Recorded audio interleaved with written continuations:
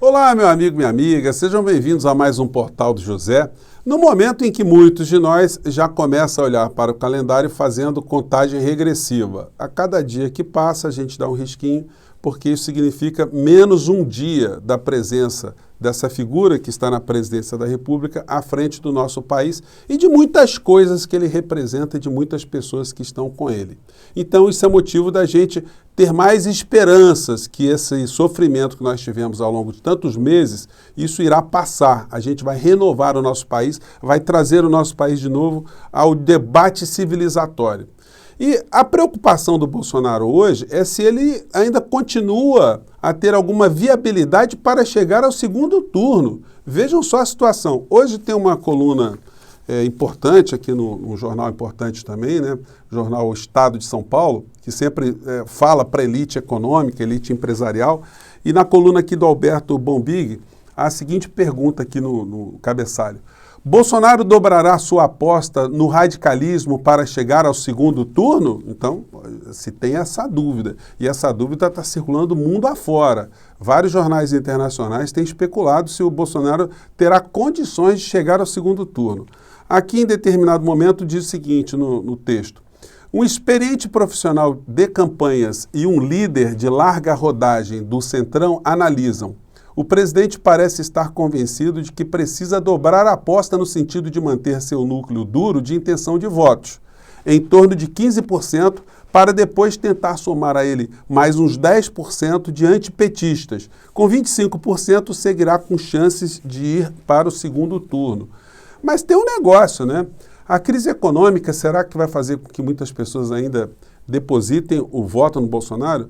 Gente, eu publiquei ontem o nosso papo, né, nosso vídeo, e na capa eu não quis colocar a figura do presidente da República, coloquei ali uma charge, né, do Chuck, o brinquedo assassino.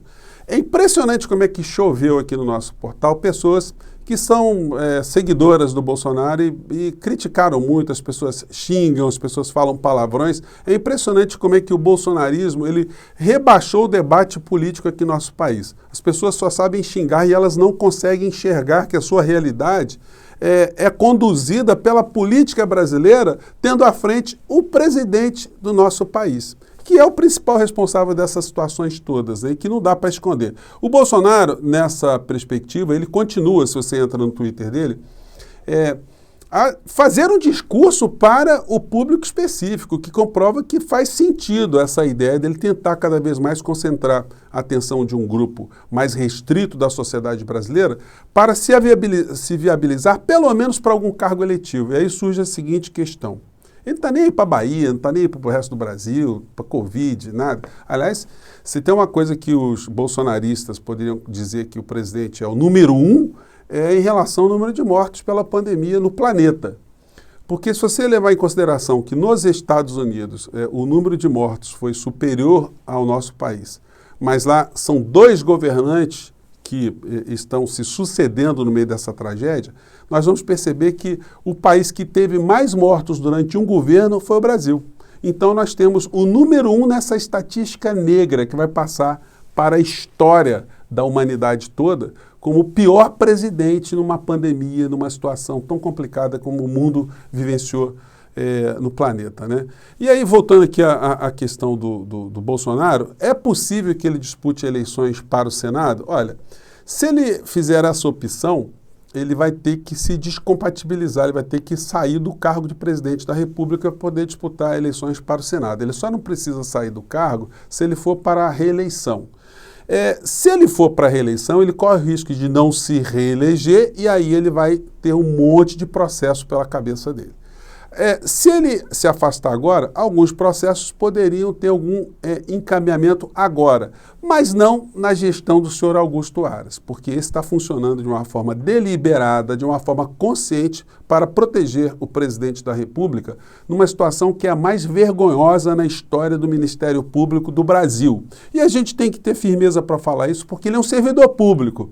O senhor Augusto Aras, ele não é Deus. Ele pode até pensar que é Deus, mas ele é servidor público pago pelo dinheiro do povo brasileiro, pelos impostos do povo brasileiro. E a função do Procurador-Geral da República é a proteção da sociedade, não é a proteção do presidente da República. Ele está se escudando em algumas normas e que estão sendo interpretadas de forma absolutamente irregular. Aliás, eu questiono até a existência da norma, que foi uma resolução do Conselho Nacional do Ministério Público, que disciplinou como a Procuradoria da República, o Ministério Público em geral, tratará de um troço chamado notícia de fato. Notícia de fato não existe no Código de Processo Penal. Você pode procurar lá onde é que tem notícia do fato. Notícia do fato é o que exatamente? Um inquérito policial é notícia de fato? Um relatório de uma comissão parlamentar de inquérito é notícia de fato? Bom, para o senhor Augusto Aras e para essa resolução absolutamente absurda, que deveria ser questionada judicialmente pelos partidos políticos, ela é absolutamente desvirtuadora do andamento de qualquer processo de acusação, processo de investigação. Então, como é que o inquérito policial, que o delegado fica debruçado ali, da Polícia Federal, da Polícia Civil, os parlamentares, eles se debruçam, eles levantam uma série de provas, jogam para o Ministério Público e eles não, nós vamos ver se essas provas, elas são provas mesmo, elas são fatos. Então, senhor Augusto Aras, o senhor não sabe que tem 620 mil mortos aqui no Brasil, que o presidente que o senhor defende é o recordista em mortes do planeta? O senhor não sabe disso? O senhor não viu motociata? Isso aí não foi nada que chamou sua atenção, aglomeração em plena pandemia? O senhor não viu ele em redes sociais dizendo que quem se vacinava estava sujeito a contrair doenças mais graves, como, por exemplo, o vírus do HIV? O senhor não viu nada disso? O senhor não viu que na CPI foi oferecida vacina para o povo brasileiro e ele pouco fez para receber as pessoas que estavam interessadas em oferecer vacinas aqui no nosso país? São públicas e notórias. Então, o senhor está pegando os fatos concretos, os resultados de investigação, para dizer que isso deverá ser submetido a uma nova apreciação para saber se está todo mundo louco, se o que nós vimos aqui de fato não existiu. Então isso tem que ser pontuado, isso tem que ser, inclusive, debatido pela comunidade jurídica e a comunidade política, porque a gente fica tendo esse tipo de situação aqui. Essas coisas vergonhosas aqui, o senhor Augusto Aras dizer que a PGR está fazendo uma avaliação técnica do que está acontecendo. Então, gente, são situações verdadeiramente muito absurdas que estão acontecendo aqui no nosso país. A gente vai ter, ao longo dessa história todo do nosso país, muitas situações complicadas, e aí fica aquela questão, né? Como é que a gente tem uma figura como Bolsonaro à frente do nosso país? Eu até levantei com vocês aqui, né? Se existe alguém na história do planeta que fosse uma figura tão desclassificada e desqualificada quanto o Bolsonaro, mas ficou ruim de achar. Eu tentei dar uma olhada aqui na história do Brasil, esse livro aqui é um livro muito interessante, gente, é um livro, acho que só dá para encontrar agora como usado, né?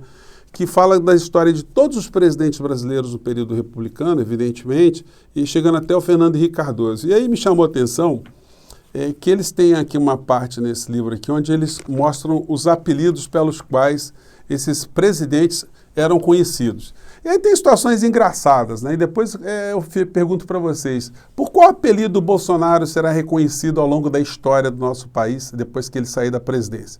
O Deodoro foi chamado de generalíssimo, era o apelido dele, Floriano de Marechal de Ferro, Prudente Moraes de Prudente demais, Campos Salles foi apelidado de Biriba, que era uma forma jocosa de chamar as pessoas de caipira naquela época, né? E também de Pavão e Baiacu, porque o baiacu, você encosta dele, ele se infla todo, né? E que seria um sintoma, assim, de muita vaidade do Campos Salles. O Rodrigues Alves foi apelidado de Morfeu, porque ele estava sempre cara de sono, gostava de dormir bastante. Afonso Pena, Tico-Tico, porque ele era pequenininho. O Nilo Peçanha, de Menino da Padaria, e Nilo Goiabada, porque quando ele era criança, ele gostava de catar goiaba, trabalhou na padaria, e é considerado o primeiro presidente, primeiro e único, né, presidente negro do Brasil, embora ele mesmo não se colocasse nessa condição. Depois teve o Hermes da Fonseca, também apelidado de Dudu do Corta-Jaca e Dudu da Urucubaca, porque ele era azarado pra caramba, ele fazia uma série de atos governamentais que davam sempre errados, né? O Venceslau Braz, que foi apelidado de Seu Lalau, aparentemente apelido de ladrão, mas ele acabou saindo muito bem avaliado, ele entrou mal e saiu muito bem da presidência da República. o Epitácio Pessoa, chamado de menino prodígio e terremoto, porque ele tinha um discurso muito trepidante, né? E depois veio o senhor Arthur Bernardes, considerado o calamitoso, Rolinha e Selmé, porque Selmé era de mé de carneiro, ele tinha uma cara de carneiro para as pessoas da época.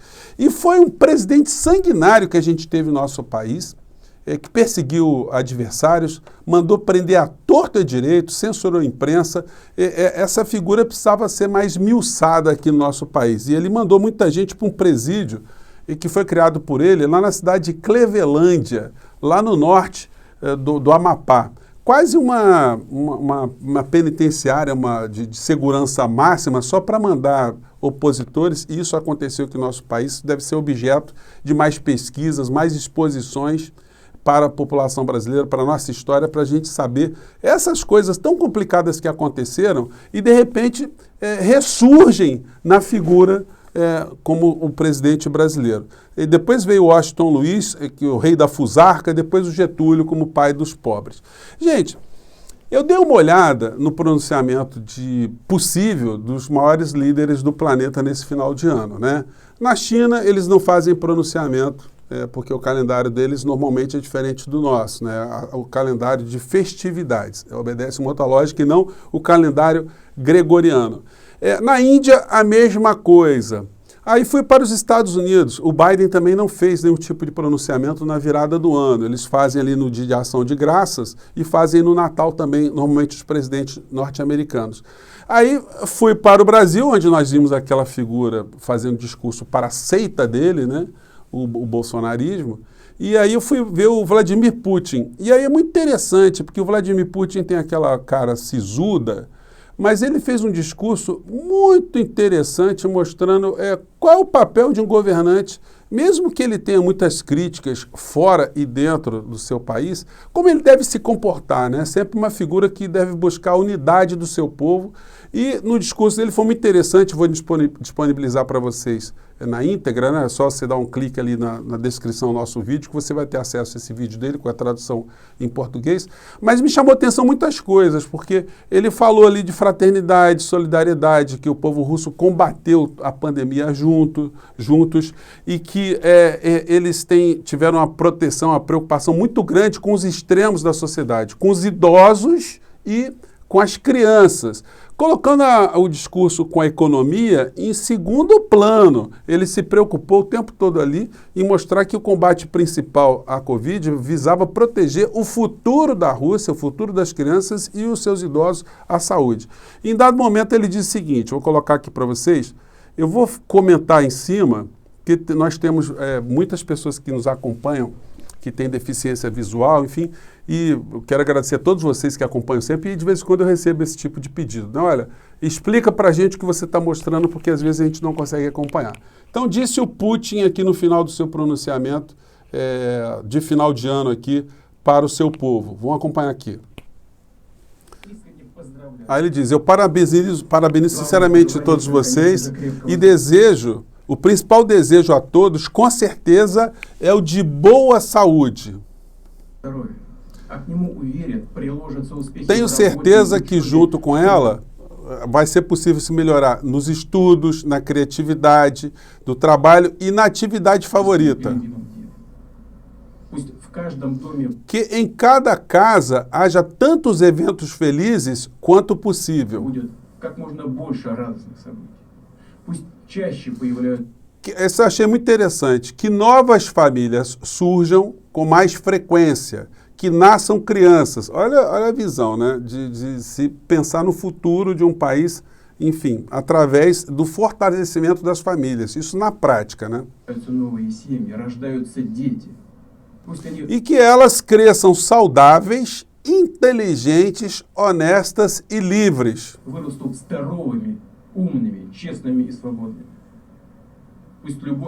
Aí, uma figura tão sisuda quanto ele falando de amor, né? Que o amor esteja em cada coração e nos inspire a todos a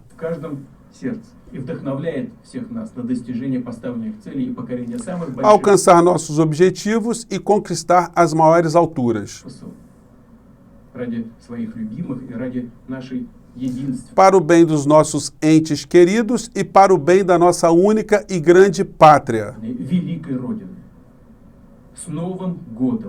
Feliz Ano Novo, caros amigos. Então, gente, é muito interessante. Aí dá para vocês fazerem comparações e perceber como é que um líder de um país deve se comportar, sobretudo depois de termos passado por tantas situações. E no caso dele específico, ele está ali numa nação que geoestrategicamente está no centro de todos os problemas do planeta desde de sempre, né? Então, todos os interesses que são discutidos ali, que são pensados, eles estão muito além das fronteiras do seu próprio país. Então, são coisas para a gente considerar, são coisas para a gente aprender, coisas para a gente refletir. Gente, e eu fico por aqui. Amanhã a gente vai ter dado mais um risquinho no calendário, amanhã começa a segunda-feira e vamos seguir em frente. Nós temos muitas coisas a fazer nesse ano de 2022 e os debates vão ser muito interessantes. Um grande abraço e até lá. Tchau!